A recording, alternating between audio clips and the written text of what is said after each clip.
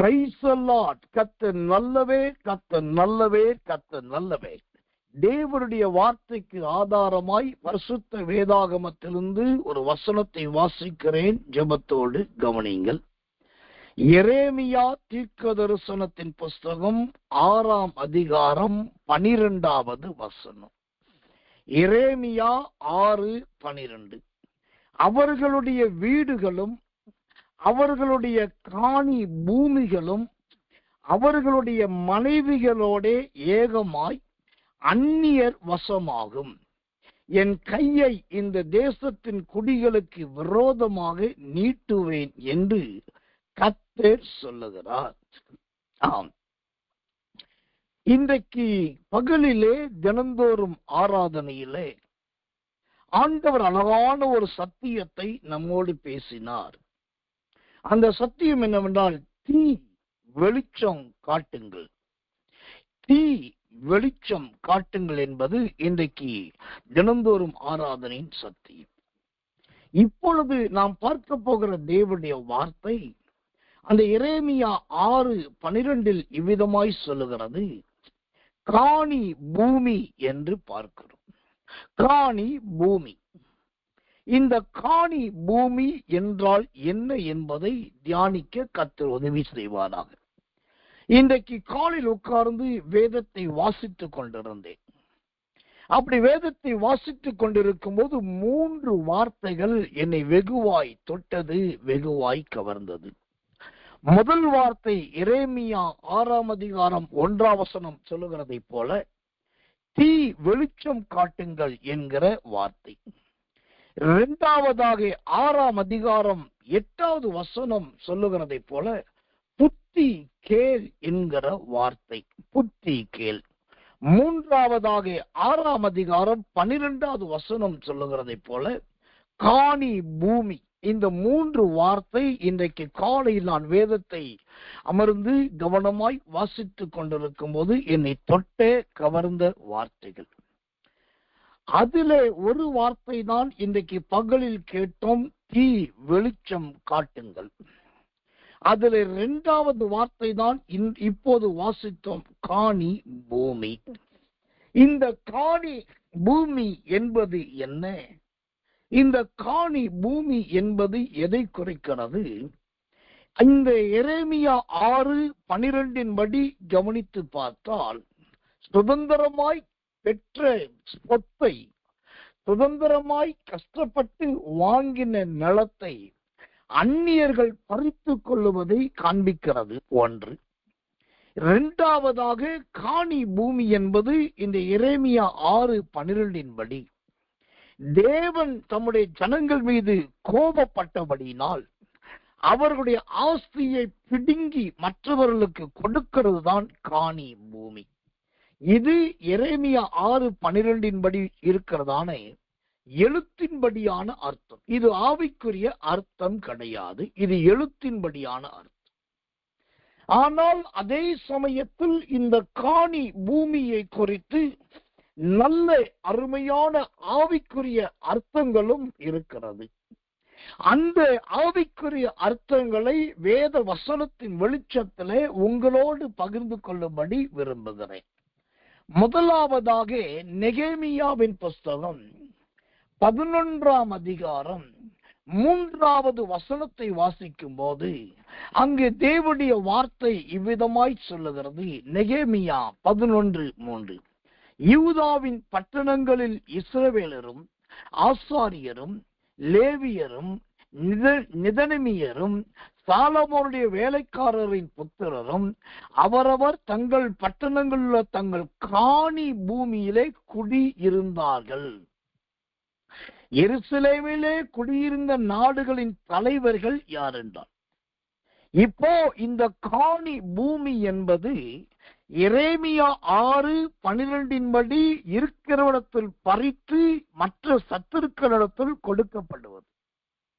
ஆனா நெகேமியா 11:3 சொல்லுகிறது, காணி பூமியில்தான் அவர்கள் குடியிருந்தார்கள். அதுல விசேஷமாய் இந்த காணி பூமியில் குடியிருந்தவர்கள் யார் என்று சொன்னா, ஒன்று இஸ்ரவேலர், இரண்டாவது ஆசாரியர், மூன்றாவது லேவியர், நாலாவது நிதனிமியர், ஐந்தாவது சாலமோனுடைய வேலைக்காரரின் புத்திரர், ஆறாவது எருசலேமின் தலைவர்கள். இந்த 6 பிரதானமானவர்கள் இந்த காணி பூமியிலே குடியிருந்ததாக வேதம் சொல்லுகிறது. எனக்கன்பான தேவ பிள்ளைகளே, இந்த காணி பூமி என்பது முதலாவது எதை குறிக்கிறது? நெகேமியா 11:2 இவ்விதமாய் சொல்வது, ஆனாலும் எருசலேமிலே குடியிருக்க மனப்பூர்வமாய் சம்மதித்த மனுஷர்களை எல்லாம் ஜனங்கள் வாழ்த்தினார்கள். இந்த காணி பூமி என்பது நல்ல மனிதர்களால் வாழ்த்தப்படுகிற வாழ்த்துக்களுக்கு சமானமாய் இருக்கிறது. இந்த காணி பூமி என்பது தம்முடைய ஜனங்கள், தம்முடைய ஆசாரியர், தம்முடைய லேவியர் அல்லது கர்த்தருடைய ஊழியர் இருக்கிற இடத்துக்கு பேர் தான் காணி பூமி.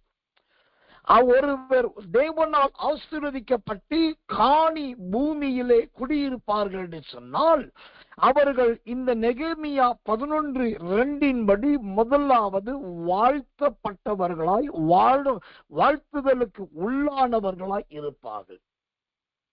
ஆனால் அந்தோ பரிதாபம், இன்றைக்கு நிறைய தேவ பிள்ளைகள், நான் அந்நியர்களையும் பரதேசிகளையும் மற்ற மார்க்கத்தாரை அல்ல, நம்முடைய ஜனங்களை தேவ பிள்ளை என்று சொல்லுகிறவர்களை குறித்து பேசிக் கொண்டிருக்கிறேன். அந்தோ பரிதாபம், இன்றைக்கு நிறைய தேவ பிள்ளைகள் இருக்கிற காணி பூமி என்கிற நிலம், காணி பூமி என்கிற வீடு, காணி பூமி என்கிற வாசஸ்தலம் அவர்களுக்கு நன்மைக்கு எதுவானதாய் அல்ல. சிலருடைய வீட்டிலே நிலம் வாழ்நாள் முழுது பிரச்சனையாவே இருக்குது. இந்த நிலம் இன்னொருத்தர் பேர்ல இருக்குது, எங்க பேர்ல இருக்குது, என்னைக்கு என்ன நடக்கும் என்பது தெரியாது. இன்னும் சிலருடைய காணி பூமியை பார்த்தா என் நிலத்துல அவங்க கொண்டாந்து சுபத்தை கட்டி இருக்கிறாங்க, அதனால இன்னைக்கும் மனசாபம் இருந்துகிட்டே இருக்குது. இன்னும் சிலருடைய காணி பூமியை பார்த்தா என் வீட்டுக்காரி வீடு கட்டும் போது தெரியாம அவங்க இடத்துல சேர்த்து கொஞ்சம் கட்டி விட்டாரு, மாடிய படிய போட்டுட்டாரு, அதனால அவங்க சிங்கம் கர்ச்சிக்கிற மாதிரி கரடி முறைக்கிற மாதிரி முறைச்சுக்கிட்டே இருக்காங்க. இது எல்லாம் நிலப்பிரச்சனை, காணி பூமியின் பிரச்சனை. இன்னும் சில தேவ பிள்ளைகளுக்கு அந்த காணி பூமி எப்படி இருக்குன்னாக்கா, பயங்கர பிசாசு போராட்டம் நிறைந்ததாகவே இருக்கு. வீட்டுக்கு பின்னாடி ஒரு சத்தம் கேட்குது, இந்த பக்கத்துல யாரோ நடக்கிறது போல தேவையில்லாத புதிய புதிய ஒளி எழும்புது. சில நேரத்துல வீட்டுக்குள்ள அண்டா உருளுது, குண்டா உருளுது, பாத்திரம் பெறலுது. இன்னும் சிலர் பார்த்தீங்கன்னா வீட்டுல ஒரு பகுதி கட்டியே போட்டிருப்பாங்க, அடைச்சே போட்டிருப்பாங்க, பயன்படுத்தாம இருப்பாங்க, அங்கு சில பிசாசு போராட்டம். இன்னும் சிலர் பார்த்தீங்கன்னா கர்த்தர் நல்லவே அந்த இருக்கிற காணி பூமி என்கிற வீடு அல்லது ஆஸ்தி மீது ஒரு வழக்கு இருக்கு. இப்படி நிறைய தேவ பிள்ளைகளுடைய வாழ்க்கை என்பது, காணி பூமி என்பது பலதரப்பட்ட பிரச்சனை நிறைந்ததாகவே இருக்கிறது. எந்த பிரச்சனையும் இல்லையா, நாங்க உண்டு, எங்க காணி பூமி உண்டு, எங்க கட்டடம் உண்டு, எங்களுக்கு மனுஷ பிரச்சனையும் கிடையாது, பிசாசு பிரச்சனையும் கிடையாது, நாங்க நல்லா இருக்கிறோம் அப்படின்னு யாராவது சொல்ல முடியுமா அப்படின்னு கேட்டா, தேடி பார்த்தா காணாமல் போன 100 ஆட்டுல 1 ஆடு காணாம போன மாதிரி அந்த யாரோ ஒருத்தர் தான் சாட்சி கொடுக்க ஆயத்தமா இருக்காங்க. ஆனா இங்க வேதம் சொல்லுகிறது, காணி பூமி என்பது ஆசாரியர்கள், லேவியர்கள், நிதனிமியர்கள், சாலமோனுடைய மக்கள், எருசலேமின் தலைவர்கள், இவர்கள் எல்லாம் குடியிருக்கிற அருமையான ஒரு இடம்தான் இந்த காணி பூமி. இப்போ கொஞ்சம் உங்களுடைய இடத்தை, உங்களுடைய வீட்டை, உங்க ஆஸ்தியை குறித்து யோசிங்க. உங்க வீட்டு பக்கத்துல யார் இருக்காங்க? நான் வேற எங்கேயும் வெளியில போக விரும்பல, வசனத்தோட ஒப்பிடுறேன். இந்த நெகேமியா 11ஆம் அதிகாரம் 2:3 பாருங்களேன். கர்த்தர் நல்லவன், அங்கு ஒரு மனப்பூர்வமான ஒரு கூட்டம் இருக்குது.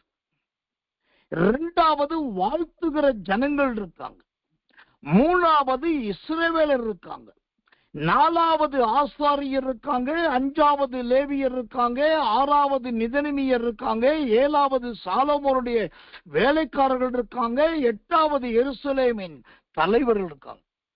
இப்போ இந்த காணி பூமியில பாருங்களேன், அங்க இருக்கிற மக்கள் எல்லாம் பார்த்தீங்கன்னா விசேஷமானவர்களாகவே இருக்கிறார்கள், பேர் சொல்லப்பட வேண்டியவர்களாகவே இருக்கிறார்கள். நான் ஒரு சத்தியத்தை உங்களுக்கு உண்மையை சொல்ல வேண்டுமானால், நீங்கள் தேவனால் நடத்தப்படுகிற தேவனுடைய பிள்ளைகள் என்று சொன்னால், நீங்க இருக்கிற இடத்தை சுற்றிலும் இருக்கிறவர்கள் கூட அவர்கள் ஒன்று தேவனை சார்ந்தவர்களாய் இருக்க வேண்டும், அல்லது தேவனுடைய ஊழியத்தை தேவ பிள்ளைகளாய் இருக்க வேண்டும். இதுதான் அந்த இடம் ஆசீர்வாதம் என்பதற்கு நல்ல ஒரு அடையாளம்.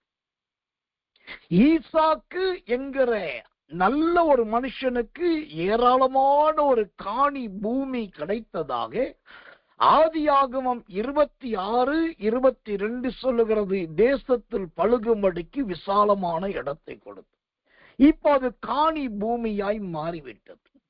இப்ப அங்க போகும்போது சத்துருக்கள் இருக்கிறாங்க, விரோதிகள் இருக்காங்க, பொறாமக்காரர்கள் இருக்காங்க, அப்புறம் கிணற்று மூடுகிறவர்கள் இருக்கிறாங்க, பயங்கர பிரச்சனைக்காரர் தான் இருக்கிறாங்க. ஆனா ஈசாக்கு அந்த காணி பூமிக்கு போன பின்னாடி பாருங்களேன், அப்படியே சரித்திரம் தலைகீழாய் திரும்புகிறது, வரலாறு திரும்புகிறது, சம்பவங்கள் திரும்புகிறது. என்ன திரும்புகிறது? சத்துருக்கள் எல்லாரும் வந்து ஈசாக்கை பார்த்து சொல்லுகிறார்கள், ஓ ஈசாக்கே, நீ கர்த்தரால் ஆசிரியக்கப்பட்டவராமே, ஓ கர்த்தர் நல்லவே, ஆண்டவர் உம்மோடு இருக்கிறாராமே என்று சொல்லி அவனுடைய ஈசாக்கோடு வந்து சத்துருக்கெல்லாம் உடன்படிக்கை பண்ணினார்கள். ஒரு பெரிய கற்குவியலை குவித்து அங்கு எல்லாரும் ஒன்னா உட்கார்ந்து போஜனம் பண்ணினார்கள். இப்ப சத்தியத்தை தெரிந்து கொள்ளுங்கள், கர்த்தர் உங்களை ஒரு இடத்துல ஒரு காணி பூமியில வச்சிருக்காருன்னா, ஒண்ணு நீங்க போறதுக்கு முன்னாடி இருக்கிற இடத்துல இருக்கிறவங்க ஆசாரியர்களாய், லேவியர்களாய், நிதனிமியராய், சாலமோனின் வேலைக்காரர்களாய், இஸ்ரவேலின் தலைவர்களாய் இருக்கணும். நீங்க போறதுக்கு முன்னாடி அப்படிப்பட்டவர்கள் இருக்கிற இடத்துல போய் குடியிருக்கவும் சுதந்திரம் வாசம் பண்ணவும் கர்த்தர் அனுமதிக்கணும்.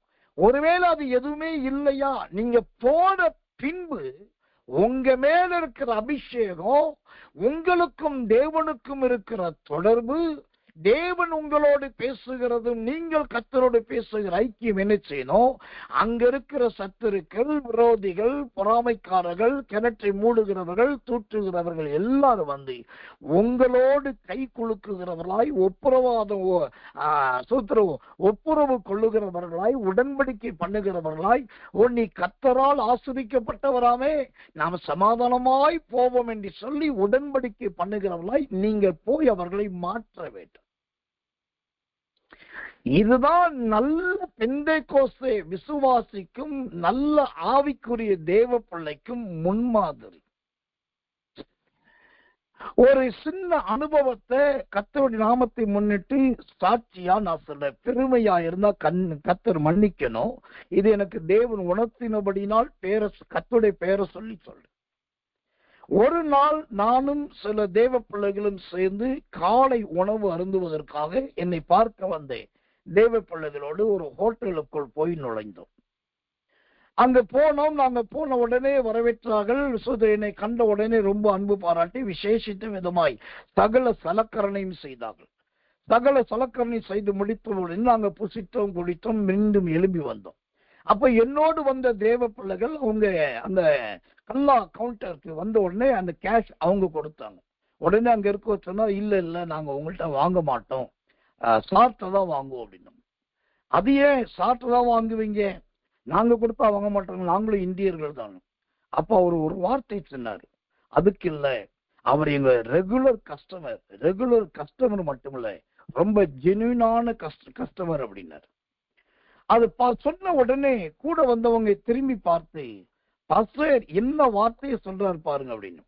அப்ப அந்த இடத்துல ஒரு கணம் நான் தேவனை துதித்தேன். நீங்க சொல்லுங்க, நாங்க சொல்லி வைக்கல, அவங்க அப்படி சொல்லுவாங்கன்னு நான் எதிர்பார்க்கவும் இல்லை. ரொம்ப ஜென்யூனான, ரொம்ப மரியாதைக்குரிய, ரொம்ப சோதரம் சரியா நடந்து கொள்ளுகிற ஒரு நல்ல வாடிக்கையாளர். அப்போ இந்த கடைசி காலத்துல நம்முடைய தனிப்பட்ட ஜீவியத்துல இப்படிப்பட்ட ஒரு மாற்றத்தை உருவாக்குகிறவர்களாய் நாம் மாற வேண்டும். நாம் நமக்குள் மாற்றத்தை கொண்டு வந்து விட்டால் நாம் மற்றவர்களை மாற்றுவது மிக மிக சுலபம்.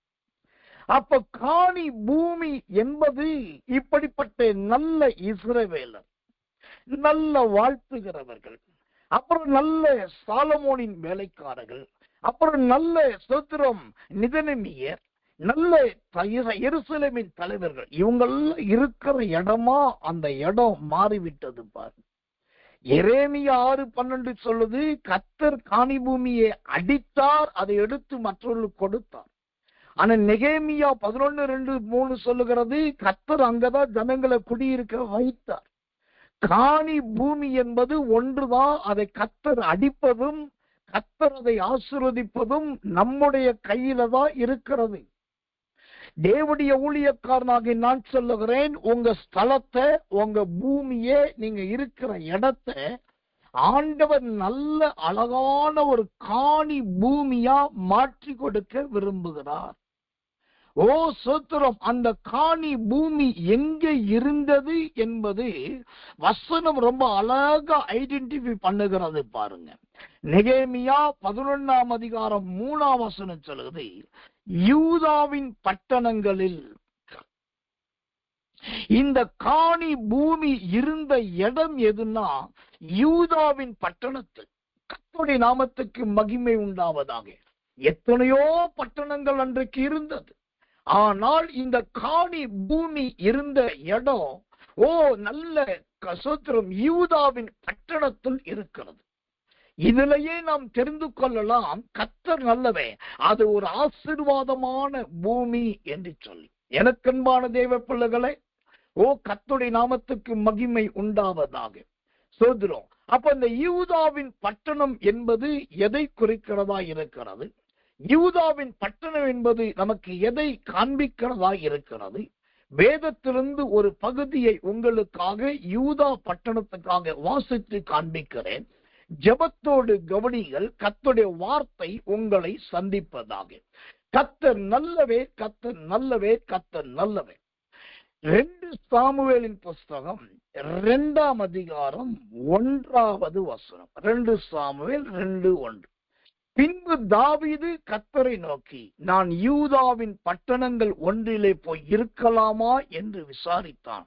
அதற்கு கர்த்தர் போ என்றார். எவ்விடத்துக்கு போகலாம் என்று தாவீது கேட்டதற்கு அவர் எப்ரோனுக்கு போ என்றார். இப்போ யூதாவின் பட்டணம் என்றால் எது என்றால், கர்த்தர் போ என்று சொல்லுகிற பட்டணம் தான் யூதாவின் பட்டணம். அந்த கர்த்தர் போ என்று சொல்லப்பட்ட அந்த யூதாவின் பட்டணத்துலதான் இந்த காணி பூமி இருக்கிறது. ஒரு ஊழியக்காரனா, தேவனுடைய வேதத்தை போதிக்கிறவனா நான் சொல்றேன், நீங்க போகிற இடத்தை குறித்து கலங்க வேண்டாம். நீங்க போகிற இடத்தை குறித்து பயப்பட வேண்டாம். பட்டணம் எப்படியும் இருக்கலாம், அங்க இருக்கிற ஜனங்கள் யாரும் இருக்கலாம். நீங்கள் யார் என்பதை மறந்து போகாதீங்க. நீங்கள் இஸ்ரவேலின் தேவனாகிய கர்த்தருடைய பிள்ளையாய் இருக்கிறீர்கள். நீங்கள் போய் அநேகரை மாற்ற வேண்டியவர்களாய் கர்த்தர் உங்களை கொண்டு போகிறார். யூதாவின் பட்டணத்துக்கு போ, அங்கே உன்னை எப்ரோனை போல ஆசீர்வதிப்பேன். போவதை குறித்து, போய் சேருவதை குறித்து, புதிய இடத்தில் இருப்பதை குறித்து, அங்கிருக்கிற ஜனங்களை குறித்து, பழக்க வழக்கத்தை குறித்து, என்ன நடக்குமோ என்பதை குறித்து எதை குறித்தும் கவலைப்பட வேண்டாம். ஏனென்றால் கர்த்தர் உங்களை போய் என்று சொல்லுகிற அந்த யூதாவின் பட்டணத்துல ஆண்டவர் உங்க பூமியை நல்ல காணி பூமியா மாற்ற விரும்புகிறார். அந்த காணி பூமியிலே ஆசாரியரையும் லேவியரையும் சாலமோனுடைய வேலைக்காரர்களையும் நிதனமியரையும் நல்ல எருசலேமின் தலைவர்களையும் உங்களை சுற்றிலும் வைக்க போகிறார். எவ்வளவு அழகான ஒரு வேதத்தின் ஆழம் பாருங்க, எவ்வளவு அருமையான நல்ல ஒரு சத்தியம் பாருங்க. இப்படிப்பட்ட மக்கள் நம்ம கூட இருந்தா நம்முடைய நிலைமை எப்படி இருக்கும்? எப்போதும் துதி இருக்கும், எப்போது ஸ்தோத்திரம் இருக்கும், எப்போதும் ஆராதனை இருக்கும், எப்போது ஜெபம் இருக்கும், எப்போதும் ஊழியம் இருக்கும், எப்போது கர்த்தரை உயர்த்துகிற உயர்வு இருக்கும், எப்போது கர்த்தரை பிரசன்னம் இருக்கும். இதற்கு பேர்தான் காணி பூமி. அல்லேலூயா. ஆனபடியினால் நீ போ என்று சொல்லுகிற கர்த்தர் அதை நல்ல எப்ரோனாய் மாற்றுவதற்கும் வல்லவராய் இருக்கிறார். இரண்டாவதாக இந்த காணி பூமியை குறித்து இன்னொரு வசனத்தை உங்களுக்கு காண்பிக்கிறேன். யோபுவின் புஸ்தகம் 31ஆம் அதிகாரம் 38வது வசனம். யோபு 31:38 வாசிக்கிறேன். ஜெபத்தோடு கவனியுங்கள். கர்த்தர் நல்லவே, கர்த்தர் நல்லவே. தேவனுடைய நாமத்துக்கு மகிமை உண்டாவதாக. தேவனுடைய நாமத்துக்கு வசனம் மாறுகிறது, மன்னிக்கணும். கர்த்தருடைய நாமம் உயர்த்தப்படுவதாக. இந்த காணி பூமி என்பது சோதரம் இரண்டாவது தேவனுடைய ஜனங்கள் வசிக்கிற ஒரு ஸ்தலமாயிருக்கிறது. இந்த யோபுவை அல்லாத இன்னொரு வசனத்தையும் உங்களுக்காக ஜெபத்தோடு வாசிக்கிறேன். எசேக்கியேல் புஸ்தகம் 45ஆம் அதிகாரம் 8வது வசனம்.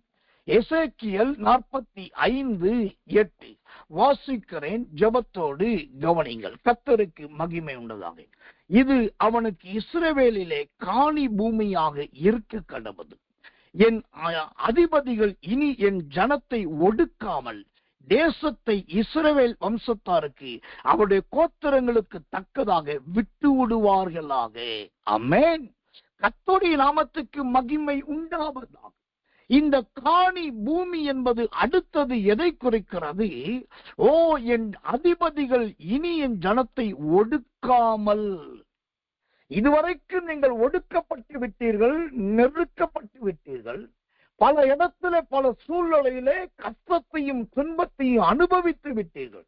இனி போ என்று சொல்லுகிற யூதாவின் பட்டணமாகிய காணி பூமியிலே ஆண்டவர் உங்களை எப்படி வைக்க விரும்புகிறார் என்று சொன்னால், ஓ, நீங்கள் ஒடுக்கப்படாதபடிக்கு உங்களுக்கான ஆஸ்தி. அந்த வசனம் ரொம்ப அழகாய் சொல்லுகிறது. என் அதிபதிகள் இனி என் ஜனத்தை ஒடுக்காமல் தேசத்தை இஸ்ரவேல் வம்சத்தாருக்கு அவருடைய கோத்திரங்களுக்கு தக்கதாக விட்டு விடுவார்களாக. ஆமென். கோத்திரங்களின் புத்திரனுக்கு தக்கதாக, கோத்திரங்களுக்கு தக்கதாக விட்டு விடுவார்களாக. இங்கு நடக்கிற அடுத்த அற்புதமான சம்பவத்தை பாருங்க. இந்த காணி பூமியில உங்களை ஒடுக்காதே, நெருக்காத இடத்துல கொண்டு போய் கர்த்தர் வைக்க விரும்புகிறார். அதை விட இன்னொரு அற்புத சாட்சி ஒன்று நடக்கிறது. என்ன நடக்கிறது? தேசத்தை இஸ்ரவேல் வம்சத்தாருக்கு கோத்திரங்களுக்கு தக்கதாக விட்டு விடுவார்கள். அப்படின்னா நீங்க அங்க போய் இருக்கிறது மாத்திரமல்ல, உங்களை கொண்டு உங்க ஆஸ்தி, உங்களுடைய பொருளாதாரம், உங்களுடைய செல்வம், உங்கள் எல்லாம் உங்களுடைய கோத்திரம் என்று சொல்லக்கூடிய உங்கள் குமாரர்களுக்கும் குமாரத்திகளுக்கும் நீங்கள் பகிர்ந்து கொடுக்க வேண்டிய நாட்களாய் அந்த நாட்கள் மாறும். உங்கள் பிள்ளைகளுக்கு ஆஸ்தியை பகிர்ந்து கொடுக்கிற பூமியாக அந்த காணி பூமி மாறும். நீங்கள் சந்தோஷத்தோடும் மன மகிழ்ச்சியோடும் அதை பிள்ளைகளுக்கு விட்டு விடுவீர்கள். எவ்வளவு அழகான தேவனுடைய வார்த்தை, ஆழமான தேவனுடைய சத்தியத்தை பாருங்க. ஒரு சாதாரண காணி பூமி என்கிறது இவ்வளவு மகிமையையும் இவ்வளவு நல்ல மகத்துவத்தையும் ஆண்டவர் வைத்திருக்கிறார். இது எல்லாம் ஒரு பிரசங்கம் அல்ல, இனி உங்க ஜீவியத்தில் நடக்க போகிறவைகள், இனி உங்க வாழ்க்கையில சம்பவிக்க போகிறவைகள். நீங்கள் நிறைய குழம்பி போயிருக்கலாம், நிறைய விக்கித்து திகைத்து போயிருக்கலாம், என்ன செய்வதென்று முடிவெடுக்க தெரியாதிருக்கலாம், என்ன செய்தால் பிரச்சனை வராது என்று தெரியாமல் இருக்கலாம். நீங்கள் அதெல்லாம் கவலைப்பட வேண்டாம். விசுவாசிக்கிறவன் பதறான், பொறுமையாய் இருங்கள். ஆனால் கர்த்தர் கொண்டு போகிற யூதாவின் பட்டணமாகிய காணி பூமி, அதை தேவன் எப்ரோனாய் மாற்றி அந்த எப்ரோனிலே உங்களை கொண்டு போய் கர்த்தர் வைத்து அங்கே இருந்து உங்கள் மூலமாய் மற்றவர்களுக்கு, உங்க கோத்திரங்களுக்கு எல்லாவற்றையும் பிரித்து கொடுக்கிற நல்ல ஒரு இருதயத்தை தேவன் உங்களுக்கு தந்து, அதனால் எல்லாரும் மகிழ்ச்சி அடைய கர்த்தர் உதவி செய்வார், கர்த்தர் கிருபை செய்வார். கர்த்தர் நல்லவே, கர்த்தர் நல்லவே, கர்த்தர் நல்லவே. ஆண்டவருடைய நாமத்துக்கு மகிமையும் கிருபையும் தயவும் உண்டாவதாக. இந்த அருமையான சத்தியத்தை கேட்கிற தேவ பிள்ளைகளே, மகிமையின் தேவனாகிய கர்த்தருடைய பலத்த இந்த வார்த்தை இந்த தேதியிலே உங்களுக்கு சொல்லப்படுகிறது. 29ஆம் தேதி இந்த 8வது மாதம் 2024 கர்த்தர் சொல்லுகிறார் என்று சொன்னா அது எல்லாம் ஆம் என்றும் ஆமேன் என்றும் நடக்கும், நிறைவேறும். தேவன் சொல்லுகிற ஒரு வெளிப்பாட்டின் வார்த்தையை உங்களுக்கு கர்த்தருடைய நாமத்தை முன்னிட்டு சொல்லுகிறேன். சிலர் கோலியாத்தை போலவும் சிலர் ஆமானை போலவும் எழும்பி உங்களுக்கு எதிராகவும் பயமுறுத்தியும் எதையும் செய்ய முடியாது, எல்லாம் என்னுடைய அதிகாரம், என்னுடைய உரிமை என்று சொல்லலாம். ஆனா எழுதி வைத்துக் கொள்ளுங்கள், கர்த்தர் உங்களை யூதாவின் பட்டணமாகிய எப்ரோன் இருக்கிற காணி பூமிக்கு கொண்டு போகிறார் என்று சொன்னால், அங்க இருக்கிற கோலியாத் மட்ட மல்லாக்கு சாய போகிறார்கள் என்று அர்த்தம். அங்க இருக்கிற ஆமான்கள் விபத்திலே மாண்டு போகிறார்கள் என்று அர்த்தம். ரெண்டும் நடக்கும். கோலியாத் மட்ட மல்லாக்கு கீழே விழுவது தேவனால் அடிக்கப்படுகிற அடியை குறிக்கிறது. ஆமான் தூக்கிலே தொங்குவது என்பது அவனுக்கு உண்டாகிற மரணத்தின் விபத்தை குறிக்கிறது. விபத்தினால் உண்டாகிற முடிவு மரணம். இது இந்த காணி பூமியிலே தங்க போகிற தம்முடைய பிள்ளைகளுக்காக கர்த்தர் கொள்ளுகிற வைராக்கியத்தை குறிக்கிறது. நீங்கள் ஒன்றுக்கும் கலங்க வேண்டாம். பூமி அது காணி பூமி. எரேமியா 6:12 உங்களை துரத்த வேண்டும், உங்களை பிடுங்கிக் கொள்ள வேண்டும், உங்களுக்கு இருக்கிறதை எடுத்துக்கொள்ள வேண்டும் என்று எத்தனை பேரும் எழும்பட்டும். ஆனால் தேவன் உங்கள் பட்சத்தில் இருக்கிறபடினால் உங்களுக்கு தூரத்திலிருந்து ஒருவன் பேசுகிறான் என்று சொன்னால் தப்பினான். ஆனால் துணிகரம் கொண்டு உங்களிடத்தில் நெருங்கி வருகிறான் என்று சொன்னால் அவன் பட்சிக்கப்படுவான் என்று அர்த்தம். திரும்பவும் சொல்லுகிறேன் கர்த்தருடைய வார்த்தையை, உங்களை தூரத்திலிருந்து ஒருவன் துன்பப்படுத்த பார்க்கிறான், விரட்டுகிறான் என்றால் தப்பினான். இலக்காரமாய் நினைத்து உங்கள் பக்கத்தில் வருகிறான் என்று சொன்னால் அவன் பட்சிக்கப்படுவான் என்று அர்த்தம். அதனால தான் நான் நம்முடைய ஜனங்களுக்கு அடிக்கடி சொல்லி தருவது, நிறைய காரியங்களுக்கு தேவையில்லாதது மீது ஆசை வைக்க வேண்டாம். கிடைக்காததுக்கு அலைந்து திரிய வேண்டாம். கர்த்தரை நம்பி இருக்கும்போது அவர் நமக்கு சகாயரா இருக்கிறார். ஏற்ற ஒரு உதாரணத்தை சொல்றேன் பாருங்க. போன ஜூன் ஜூலை, அதுல குறிப்பா ஜூலை மாதம், ஜூன் ஜூலையில அடிக்கடி அதிகமா நான் சொன்னது, எப்படியாவது ஊழியத்துக்கு ஒரு நிலம் வாங்கணும், எப்படியாவது ஒரு பெரிய பூமியை வாங்கணும், அது இந்த ஆகஸ்ட் மாசமே முடிச்சு ஆகணும் என்று சொல்லி நிறைய பேர்ட்ட சொன்னேன், ஜெபிக்க வச்ச, தூண்டினேன், ஏவினேன், எல்லாம் பண்ண. கடைசி நிலமும் பார்க்கப்பட்டது, அளக்கப்பட்டது, எல்லாம் பேசப்பட்டது, அட்வான்ஸ் கொடுக்கப்பட்டது, எல்லாம் முடிக்க வேண்டிய நேரம் வந்தது. ஆண்டவர் சொல்லிட்டாரு, பொறுமையாய் காத்திரு என்று சொல்லிட்டார். ஒரு நாள் பேசிக் கொண்டிருக்கும் போது என் மூத்த மகன் பாஸ்டர் எபி சாம்ராஜா அவர் சொன்னார், டாடி, இவ்வளவு நாட்கள் நாம் நிலத்துக்காக எடுத்த முயற்சியிலேயே இந்த நிலத்துக்காக ரொம்ப முயற்சி எடுத்திருக்கிறோம். ஆனா கர்த்தர் இப்படி சொல்லிட்டார், அப்ப நான் சொன்னேன், ஆம், ஆண்டோட வசனத்தையும் கொடுத்துட்டார், நம்ம அதை பத்தி பேசவே கூடாது, அப்படி விட்டுருவோம், அது அவருக்கு தெரியும். நல்லா கவனிங்க, மற்ற ஊழியர்கள் தேவ மனிதர்கள் எப்படி எனக்கு தெரியாது, இது கர்த்தர் தான் சொன்னாரு, இல்லாட்டி அவர் நான் ஆண்டு சொல்லிதான் இடம் பார்த்தோம் சொல்லி கடன் உடன் வாங்கி வட்டி வாங்கி விசுவாசத்தை சொல்லி ஏதோ ஒன்று உருட்டி பரட்டி இருக்க நகை நட்டு பொருளை விற்று அதை வாங்கி இருக்கலாம். ஆனா நான் கர்த்தருக்கு முன்பாய் சுத்த கைகளோடு சொல்றேன், அது எதுக்குமே முயற்சி நான் இறங்கவே இல்லை. அந்த எந்த திட்டமிடுதலுக்கும் நான் செயல்படலை. சில வாலண்டியரா சொன்னாங்க, நான் பணம் கொடுக்கிறேன், நீங்க வாங்குங்க அப்படின்னாங்க.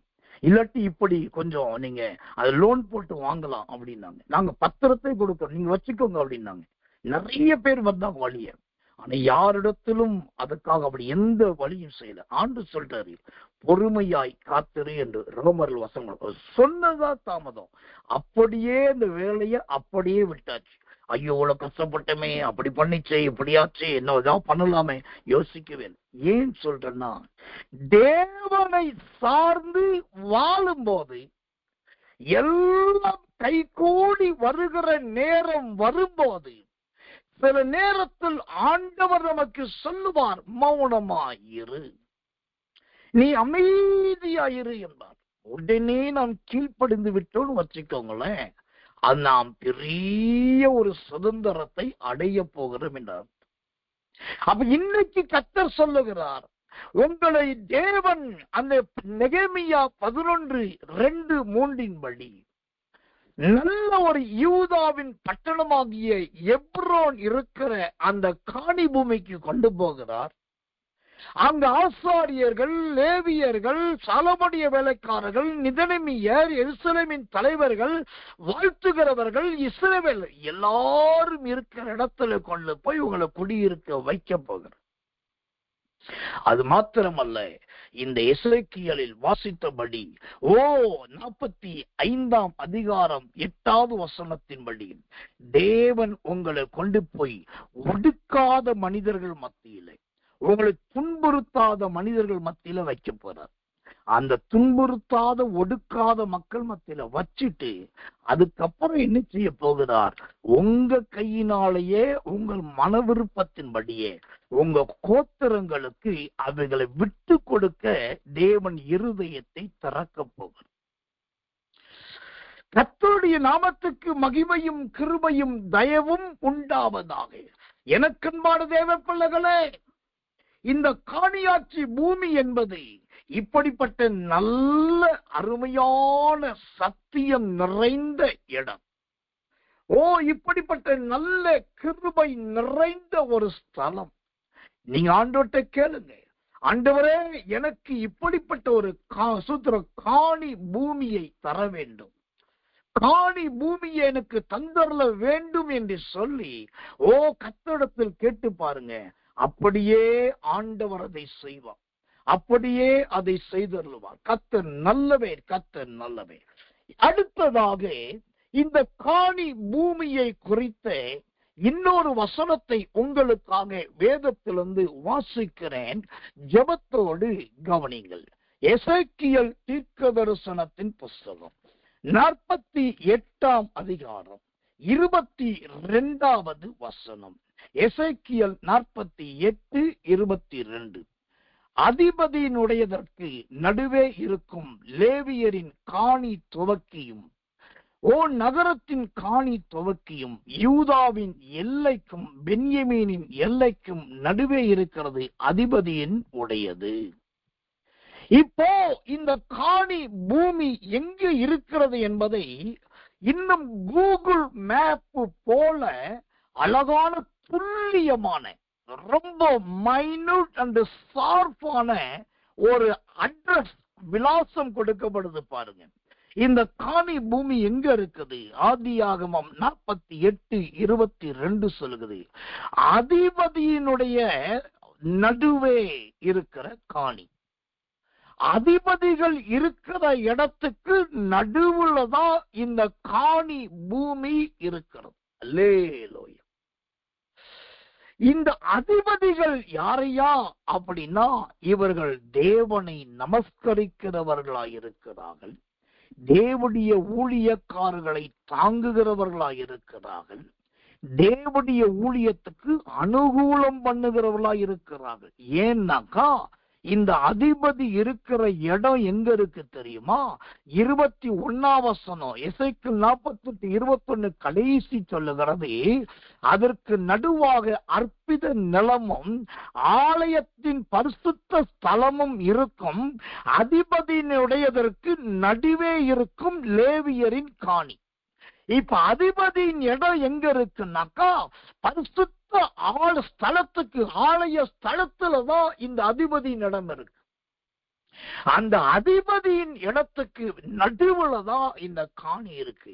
இப்ப அதிபதி என்கிறவன் எதை குறிக்கிறான்? அவன் எதற்கு இணையாய் சொல்லப்பட்டிருக்கிறார் என்று சொன்னா, நல்ல அரசாங்க அதிகாரிகள், நல்ல அரசு உத்தியோகத்திலே இருக்கிறவர்கள், நல்ல அதிகாரமும் ஆளுமையும் நிறைந்தவர்கள். அவர்கள் சொன்னால் நடக்கும், விரும்பினால் செயல்படும். அப்படிப்பட்டவர்கள் தான் அதிபதிகள். இந்த அதிபதிகள் இருக்கிறதே பரிசுத்த தேவனுடைய ஆலயத்துக்கு பக்கத்துல இருக்காங்க. அந்த அதிபதிகள் இருக்கிற இடத்துக்கு பக்கத்துல காணி இருக்குது.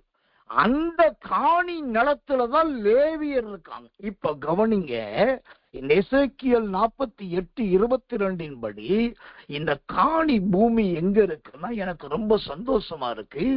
இடது கை பக்கத்துல அதிபதிகள் இருக்காங்க, வலது கை பக்கத்துல லேவியர் இருக்காங்க. ரெண்டுக்கும் நடுவே காணி பூமி இருக்குது. அல்லேலூயா. இங்கிட்டு அரசாங்க உத்தியோகஸ்தர்கள், அங்கிட்டு வலது கை பக்கத்துல பரலோக வேலைக்காரர்கள், ரெண்டுக்கும் நடுவே காணி பூமி இருந்தா ஒரு ஊழிய ஸ்தலம் இப்படி இருக்கணும். இருந்தா ஒரு ஊழியக்காருடைய வீடு, ஒரு விசுவாசின் வீடு இப்படி இருக்கணும். இருந்தா ஒரு தேவப்புடைய ஸ்தலம் இப்படிப்பட்ட காணி பூமியா இருக்கணும்.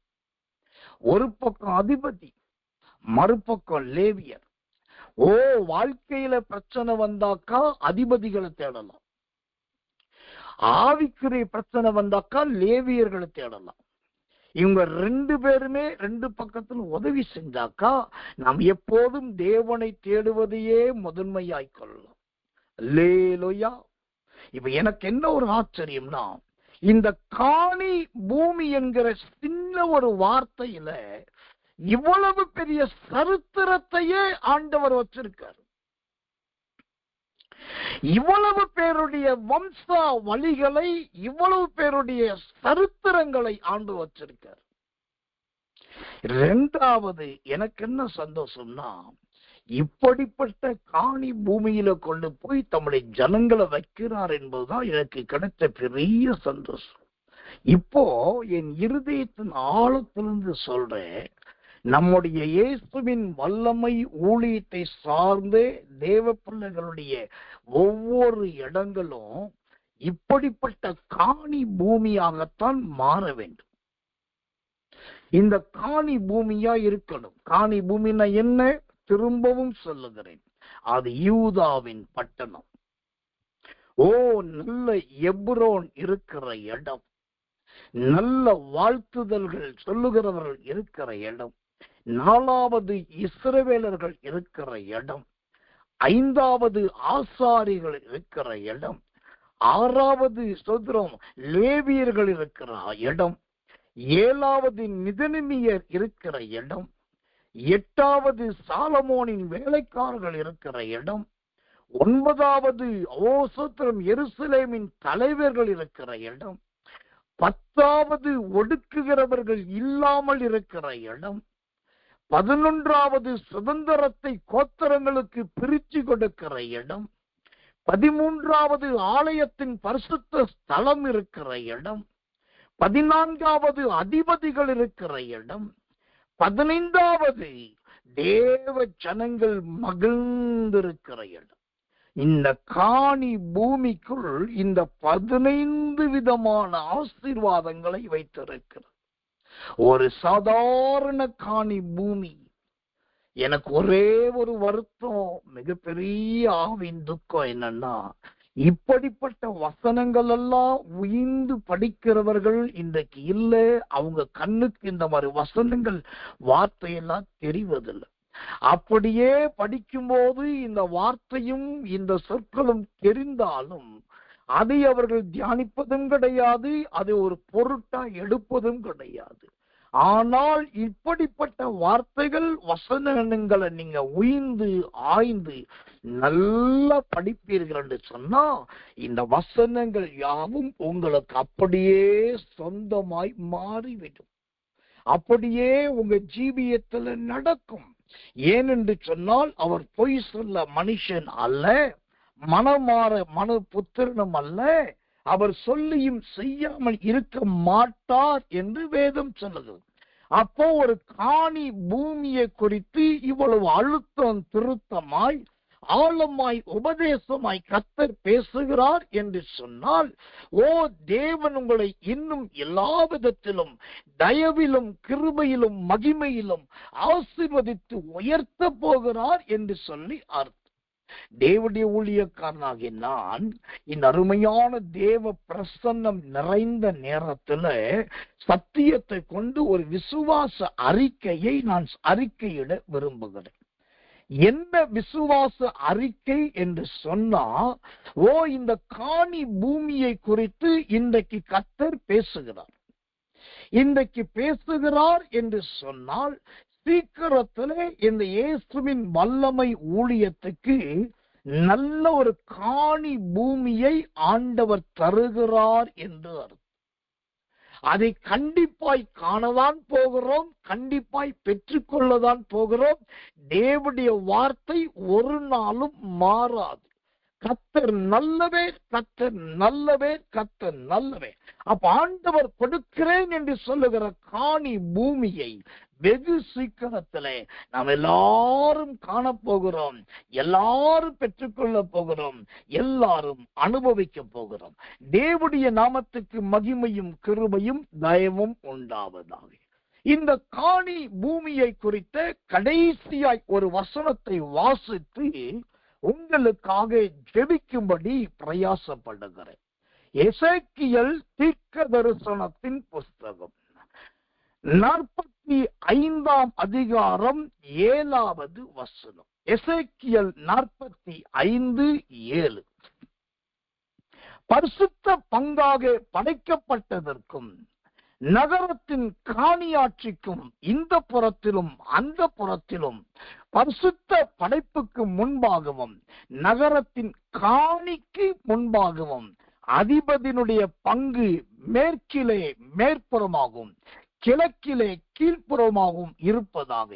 அது நீளம் மேல் எல்லை துவக்கி கீழ் எல்லை மட்டும் பங்குகளில் ஒவ்வொன்றுக்கும் எதிராய் இருக்க வேண்டும். கர்த்தர் நல்லவே. எனக்கன்பான தேவ பிள்ளைகளே, இந்த காணி பூமியை குறித்து இந்த எசேக்கியேல் 45 அதிகாரம் 7வது வசனம் இவ்விதமாய் சொல்லுகிறது. பரிசுத்த பங்காக படைக்கப்பட்ட. ஆமென். இப்போ முத காணி பூமி நமக்கு எதை சொன்னது? எரேமியா 6:12 சொன்னது, அது சபிக்கப்பட்ட பூமி. அது தேவனுடைய ஜனங்களிடத்திலிருந்து கர்த்தரே பிடுங்கி சத்துருக்களுக்கு கொடுக்கிறார். இதுதான் முதல் நமக்கு கிடைத்த காணி பூமியின் தலையங்க வாக்கியம். அந்த தலையங்க வாக்கியத்தை ஆண்டவர் தலைவிதியையே மாற்றி நெகேமியா 11 அதிகாரம் 2-3 மூலமா நிறைய வெளிப்பாடுகளை கொடுத்து அதை அப்படியே எசேக்கியேலுக்கு கொண்டு வந்து அது ஸ்தோத்திர கோத்திரத்துக்கு பிரிக்கிறதா மாற்றினார். இதெல்லாம் செய்த தேவன் இப்போ அந்த காணி பூமியை எப்படி மாற்றுகிறார் பாருங்க. அந்த எசேக்கியேல் 6 அதிகாரம் 45 அதிகாரத்துல 8வது வசனம் இவ்விதமாய் சொல்லுகிறது. பரிசுத்த பங்காக படைக்கப்பட்ட காணி பூமி. இப்போ அந்த காணி பூமியை ஆண்டவர் எப்படி மாற்றுகிறார்? பரிசுத்த பங்காக. இந்த பரிசுத்த பங்கு என்பது எதை கொடுக்கிறது? மகனுக்கு கொடுத்து, மகளுக்கு கொடுத்து, பிள்ளைகளுக்கு கொடுத்து, பேர பிள்ளைகளுக்கு கொடுத்து, அதுல ஒரு பங்கை எடுத்து அதை கர்த்தருக்காக கொடுப்பது, அது பரிசுத்த பங்கு. அல்லேலூயா. அப்ப என்ன அர்த்தம், என்ன விளக்கம் என்றால், வருங்காலத்துல நீங்களும் சரி, உங்களுடைய கோத்திரத்தாரும் சரி, பரிசுத்த ஸ்தலத்திலே அந்த காணி பூமியிலே கர்த்தருக்காக ஒரு ஊழியத்தை நிறுவ போறீங்க, ஒரு ஆலயத்தை கட்ட போறீங்க என்று அர்த்தம். இந்த காணி பூமி சாபத்துக்குரியதா இருந்ததை ஆசீர்வாதமா மாற்றி, அதிலே லேவியர் முதற்கொண்டு எல்லாரையும் தங்க வைத்து, ஒடுக்குகிறவர் எல்லாரையும் பிடுங்கி எறிந்து கோத்திரங்களுக்கு பகிர்ந்து கொடுக்க வைத்து, அதை நல்ல பரிசுத்த பூமியா மாத்தி, அந்த பரிசுத்த பூமியில தான் நீங்களும் உங்களுடைய தலைமுறையினரும் தேவனுக்கென்று ஒரு ஊழியத்தை உருவாக்க போறீங்க, தேவனுக்கென்று ஒரு ஆலயத்தை கட்ட போறீங்க. இது கர்த்தருடைய வார்த்தை, இது மாறாது, இது நடக்கும், இது நிறைவேறும். இன்னைக்கு உங்களுடைய நிலைமை சோதரம், சாப்பாட்டுல கிடக்கிற கல்லு கண்ணுக்கு தெரியுற மாதிரி இருக்கலாம். அப்படி என்ன அர்த்தம்? தட்டுல இருக்கிற சாப்பாடே கொஞ்சம் தான், கொஞ்சமா இருந்தாதான் சாதத்துல கிடக்கிற கல்லு கண்ணுக்கு தெரியும். நிறைய சாப்பிடக்கூடிய அளவுக்கு நல்ல சாப்பாடு தான், சாப்பாடு கல்லு கூட தெரியாது, வாயில போனப்பதான் தெரியும். ஒருத்த தட்டுல போட்ட உடனே கண்டுபிடிக்கிறானா, போட்ட சோறு கொஞ்சம், அது தட்டுல போட்ட உடனே கல்லுடைய சத்தம் கேட்டுச்சு, கைய வச்ச எடுத்துட்டோம். அப்ப சாப்பாட்டுக்கு பஞ்சம். இன்னைக்கு நீங்க சாப்பாட்டுக்கு பஞ்சம் உள்ளவங்களா இருக்கலாம், இன்னைக்கு தரித்திரியர்களும் குறைவுள்ளவர்களுமா இருக்கலாம், இன்னைக்கு இல்லாதவர்களாய் கூட இருக்கலாம். ஆனா தேவன் ஒரு நாள் உங்களை காணி பூமிக்கு சொந்தக்காரர்களா மாற்ற விரும்புகிறார், காணி பூமிக்கு அதிபதியா மாற்ற விரும்புகிறார். காணி பூமியில் இருக்கிற லேவியரோடும் ஆசாரியரோடும் நிதனிமியரோடும் சாலமோனுடைய வேலைக்காரரோடும் தலைவர்களோடும் இஸ்ரவேலரோடும் வாழ்த்துகிறவர்களும் ஆசிரியர் மத்தியில கொண்டு போய் வைக்க போகிறார். உங்களுக்கு அப்படிப்பட்ட காணி பூமி கொடுக்கிறார். நான் கடைசியா சொன்னேன், இந்த காணி பூமி அது பரிசுத்தமாக்கப்பட்ட கர்த்தருக்கு ஒரு பங்கு பிரித்து கொடுக்கிற இடமாய் மாறும் சொல்லி. எனக்கு என்ன ஆச்சரியம்னா, இதுவரைக்கும் அது காணி பூமியா இருந்தது.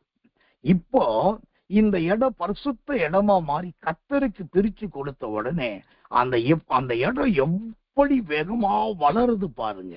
அந்த எசேக்கியேல் 45 அதிகாரம் 8 வசனத்தின் பிற்பகுதி இவ்விதமாய் சொல்லுகிறது, நகரத்தின் காணிக்கு முன்பாகவும் அதிபதியினுடைய பங்கு மேற்கிலே மேற்புறமாகவும் கிழக்கிலே கீழ்ப்புறமாகவும் இருப்பதாக, அதன் நீளம் மேல் எல்லை துவக்கி கீழ் எல்லை மட்டும் பங்குகளில் ஒவ்வொன்றுக்கும் எதிராய் இருக்க வேண்டும். இப்போ இதுல காணி பூமியில ஒரு பகுதி எடுத்து கர்த்தருக்கு கொடுத்தாச்சு, ஊழியத்துக்கு கொடுத்தாச்சு, எங்க ஊழியத்தை உருவாக்கியாச்சு, ஒரு ஆலயத்தை கட்டியாச்சுன உடனே அந்த பரிசுத்த பங்கு ஆண்டு எப்படி மாற்றார் பாருங்க.